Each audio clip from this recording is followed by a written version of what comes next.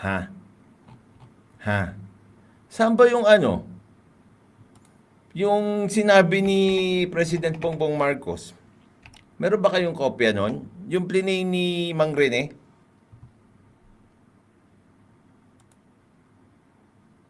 Yung plinay ni Mang Rene na ano? Sinungaling talaga yan. Yung plinay ni Mang Rene na video.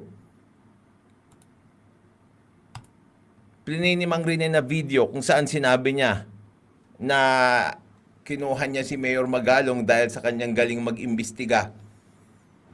Sinungaling ka. O hindi ba ebidensya yon? Nag-presume lang siya? I-announce nyo dyan? My goodness. My gosh. Nasa Discord. Hindi ko mabuksan yung Discord eh.